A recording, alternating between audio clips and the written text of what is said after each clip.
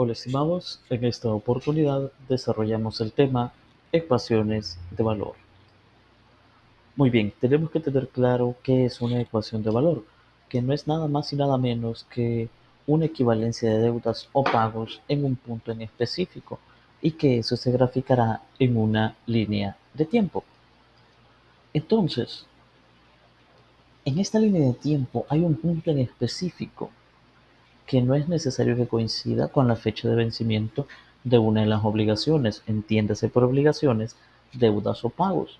Entonces, este punto en específico es a conveniencia del acreedor. Pero, ¿qué es este punto en específico donde coinciden o convergen las operaciones? Se le llama fecha focal, pero tenemos que conocer también que la solución de este tipo de problemas siempre lo vamos a plantear en términos de una ecuación, es decir, una igualdad de valores que van a estar ubicados en una sola fecha, que la vamos a conocer como fecha focal. Estos valores no siempre van a coincidir con la fecha focal, los vamos a tener que mover a la fecha focal en términos algebraicos o con fórmulas. Entonces, primero tenemos que definir qué es una fecha focal, y la fecha focal es aquella fecha establecida para hacer coincidir el valor de las diferentes operaciones. Se lo digo de otra forma, es la fecha que el ejercicio le indicará. El ejercicio me le va a indicar cuál es la fecha focal. Le va a decir, tómese como fecha focal, o la fecha focal es, siempre se le va a dar fecha focal en interés simple. ¿Por qué? Porque si lo hace en otra fecha focal, el valor va a cambiar. Entonces se tiene muchísimo cuidado con eso.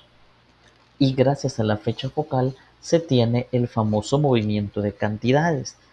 ¿Qué es el movimiento de cantidades o el movimiento de obligaciones? Se deben hacer hacia la fecha focal. Entonces, no se pueden mover cantidades hasta que se establezca la fecha focal. Hasta que se le brinde la fecha focal, usted no puede hacer operaciones de movimientos. Entonces, tómelo como ejemplo de la fecha focal. Supóngase que usted se quiere reunir para hacer un convivio con sus amigos, se reúnen en su casa. Su casa es el punto focal, todos se van a mover hacia su casa. Entonces, quienes se desplazan, todas aquellas personas que no están en la fecha focal, todas aquellas personas que no viven en la fecha focal. Y ese movimiento requiere un gasto de energía, un gasto de dinero, gasto de combustible, gasto de agua, etcétera. Entonces, por eso, cuando movemos las cantidades hacia la fecha focal, las cantidades cambian.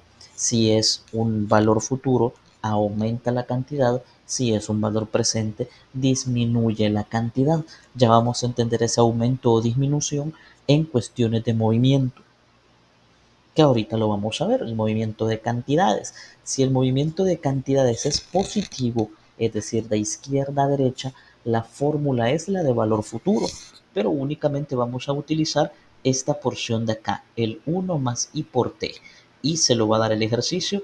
T va a ser en base al movimiento en el diagrama de tiempo y dónde está ubicada la fecha focal. En lugar de P va a estar una deuda o un pago, que va a ser el valor que le vamos a colocar. F igual no se va a tener que poner. Entonces, si el movimiento es de izquierda a derecha, es decir, la fecha focal está a la derecha de mi deuda o de mi pago, se ocupa fórmula positiva. Pero si el movimiento fuera de derecha a izquierda, es decir, mi fecha focal la tengo a la izquierda, se le pone el exponente -1, y eso va a hacer que la cantidad decremente, porque estamos calculando valor presente. Debemos saber algo muy importante: si una deuda o pago coincide en la fecha focal o está en la fecha focal, no se le pone fórmula. ¿Por qué? Porque no se mueve, no sufre ninguna alteración y no sufre ningún movimiento en la operación algebraica. Únicamente se agrega con una suma, más y la cantidad, más x, dependiendo de la situación. Ahora bien, debemos conocer cuáles son las partes de una ecuación de valor. Primeramente, el diagrama de tiempo-valor, que lo vamos a aprender a hacer. Las deudas o los pagos, que esas son las obligaciones. Tasas de interés, ya sea de la equivalencia o de las deudas individuales. Y una relación de igualdad Deudas igual pagos. Esta relación de igualdad que vamos a manejar de deudas igual pagos es para no confundirnos a la hora de hacer las operaciones, para no tener que confundirnos o hacer mal un cálculo, saber que las deudas van de un lado, los pagos van de otro, que al tener una sola cantidad o al ya no poder operar deudas con deudas o pagos con pagos, empezamos a hacer despejes según sea necesario. Muy bien, de esta manera damos una pequeña introducción a las ecuaciones de valor en interés simple. Espero que este recurso me les sea de utilidad. Un cordial saludo.